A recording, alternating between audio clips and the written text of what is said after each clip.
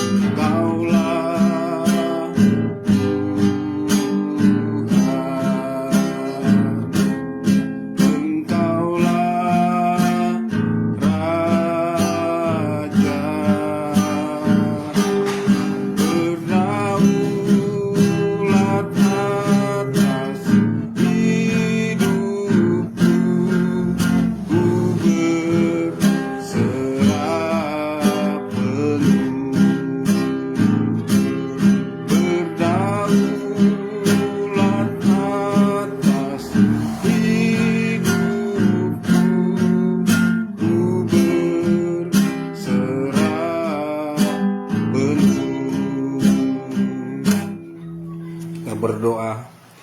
Kami bersyukur kepadamu Tuhan Yesus, sebab Engkau teramat baik, penyertaan-Mu sempurna, sehingga kami boleh ada dalam tuntunan dan bimbingan-Mu Tuhan sampai detik hari ini Tuhan. Kami sangat bersyukur bahwa Tuhan Yesus sudah menyertai kami boleh ada Tuhan di Sekretariat STT Spirit untuk menyampaikan mata kuliah soteriologi kepada mahasiswa.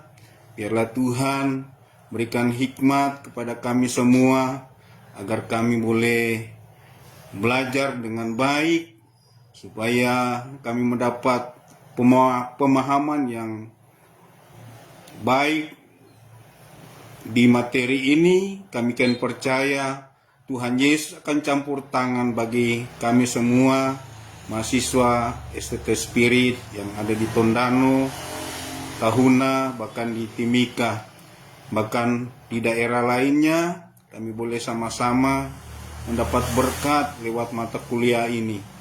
Terima kasih Tuhan Yesus. Kami akan segera mulai mata kuliah di sore hari ini, hanya di dalam satu nama yang berkuasa di bumi dan di surga, yaitu di dalam nama Tuhan Yesus Kristus. Haleluya. Amin. Puji Tuhan, kita akan yel-yel STT Spirit. Spirit go! Bertumbuh, berbuah, menuai. Sekali lagi, Spirit go! Bertumbuh, berbuah, menuai. Puji Tuhan, bagi mahasiswa yang ada, yang mengikuti live saat ini, kita akan sama-sama belajar mata kuliah soteriologi, yaitu dosa dan keselamatan. Untuk itu,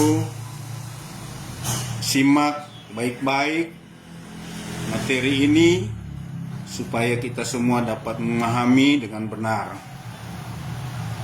Pelajaran 1, rencana Allah untuk keselamatan Anda.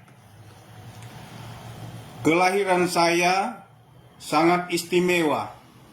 Selama 9 bulan orang tua saya menunggu-nunggu dengan antusias. Saat kelahiran saya, seluruh keluarga berkumpul dengan meriah, memberikan selamat pada orang tua saya. Dengan hati-hati, ibu saya merawat saya, memberikan makanan yang baik agar saya bertumbuh, mendoakan.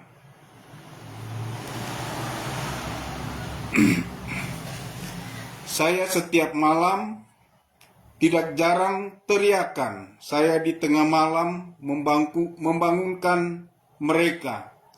Namun ternyata mereka dengan sabar memelihara saya hingga saya dapat mandiri. Orang tua saya memberikan segalanya untuk kesejahteraan dan keselamatan.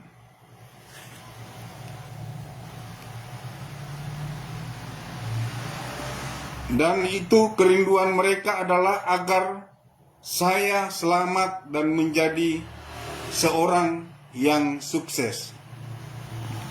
Sama dengan orang tua, sama halnya dengan orang tua, Allah pencipta kita ingin memberikan hal yang terbaik untuk kita. Ia sering digambarkan sebagai induk yang melindungi dan mengayomi anak-anaknya. Kalau kita baca di dalam Matius 23 ayat 37, kerinduan Allah ialah untuk memberikan kesejahteraan dan keselamatan bagi kita anak-anaknya. Kerinduan Allah, Dia melindungi kita dari campur tangan dari Tuhan, melindungi kita, mengayomi kita dari segala apa yang kita lakukan. Apalagi orang tua kita melindungi kita semasa kecil sampai kita dewasa. Dia mengayomi kita sehingga kita menjadi orang yang hidup takut akan Tuhan. Kerinduan Allah memberikan kesejahteraan bagi keselamatan bagi kita anak-anaknya. Bagaimana menurut Anda? Ada seorang anak kecil yang cukup bandel. Ia telah diberitahu untuk tidak bermain di tempat yang licin. Tetapi ia terpeleset, jatuh dan luka-luka. Menurut Anda, apakah orang tuanya tetap menginginkan anak tersebut selamat dengan cara menolong dan mengobati luka-lukanya, ataukah orang tuanya akan membiarkan begitu saja karena anak tersebut sebetulnya telah diberitahu? Bagaimana dengan Allah? Apakah ia akan membuang orang yang tidak taat kepadanya? Bagaimana menurut Anda respon Allah terhadap orang yang menolak Dia? Apakah ia akan mencari atau membiarkan orang yang menolak keselamatan? Keselamatan denyut jantung pencipta Anda. Keselamatan denyut jantung pencipta Anda. Dari awal Allah ingin memberikan keselamatan, bahkan kesehatan, kemakmuran, dan kesejahteraan secara total bagi hidup Anda. Karena itulah Anda diciptakan serupa segambar dengan Allah. Ia menciptakan Anda bukan hanya untuk mencapai kekekalan di surga, melainkan juga dapat menikmati hidup di dunia dalam kelimpahan. Pernahkah Anda berpikir mengapa Anda berada di dunia saat ini? Ini pertanyaan. Pernahkah Anda berpikir mengapa Anda berada di dunia saat ini? Apa tujuan Anda dalam hidup ini? Apa yang terjadi setelah Anda meninggal dunia? Semua orang tentunya menginginkan keselamatan. Kalau kita baca dalam 1 Petrus 1 ayat 10, yang sejak dulu diselidiki dan diteliti oleh para nabi, tetapi Anda tidak perlu menghabiskan waktu Anda, karena Allah sendiri telah menyediakan keselamatan itu bagi Anda.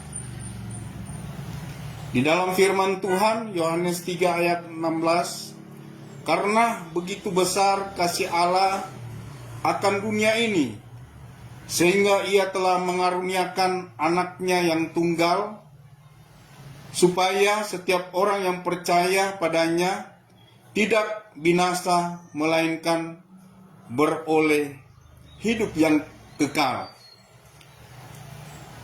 Allah menyediakan keselamatan bagi kita karena Dia mengasihi kita semua umat manusia yang ada di bawah kolong langit ini. Begitu besar kasih Allah akan dunia ini, sehingga Ia telah mengaruniakan anaknya yang tunggal, supaya setiap orang yang percaya padanya tidak binasa, melainkan beroleh hidup yang kekal. Itulah yang baik dan yang berkenan kepada Allah, Juru Selamat kita, yang menghendaki supaya semua orang diselamatkan dan memperoleh pengetahuan akan kebenaran. Di dalam 1 Timotius 2 ayat 3 sampai 4. Kemudian, apakah aku berkenan kepada kematian orang-orang fasik? Demikian firman Tuhan Allah. Bukankah kepada pertobatannya supaya ia hidup? Di dalam Yeskiel 18 ayat 23. Di sini kita ada timbul ungkapan atau perdebatan mengenai keselamatan yang Tuhan sudah berikan kepada umat manusia. Dan kita sudah lihat banyak perdebatan tentang Tuhan rela berkorban, Dia mengasihi kita, tentang penyalipan itu. Tentang penyalipan itu, rencana Allah atau rencana iblis. Tetapi saya di sini bukan hanya dua itu. Pertanyaannya ada tiga. Rencana Allah di dalam kehidupan umat manusia, Dia rindu menyelamatkan manusia lewat pengorbanan Kristus Yesus sesuai dengan Yohanes 3 ayat 16. Karena begitu besar kasih Allah akan dunia ini sehingga Ia telah mengaruniakan anak yang tunggal supaya setiap orang yang percaya kepadanya tidak binasa melainkan beroleh hidup yang kekal. Ini kita akan lihat rencana Allah ada tiga. Rencana Allah menyelamatkan manusia. Kalau rencana iblis adalah membinasakan manusia. Makanya iblis adalah tergolong bapa segala pendusta. Dia memutarbalikkan fakta, membinasakan. Dia rindu membinasakan manusia. Yang ketiga, manusianya sendiri yang menentukan.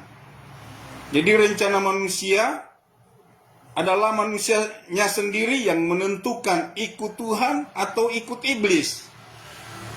Jadi seperti di dalam Alkitab, manusia jatuh di dalam dosa. Waktu manusia di Taman Eden, ketika mereka jatuh dalam dosa, apakah itu rencana Allah atau rencana iblis? Itu yang menjadi timbul pertanyaan. Tetapi kalau kita lihat di dalam Kejadian pasal 2, di mana manusia jatuh ke dalam dosa, Tuhan berfirman, semua buah pohon yang ada di taman ini boleh kamu makan dengan bebas. Tetapi buah pohon pengetahuan yang baik dan yang jahat di tengah-tengah taman ini jangan kamu makan. Jadi Tuhan melarang. Tetapi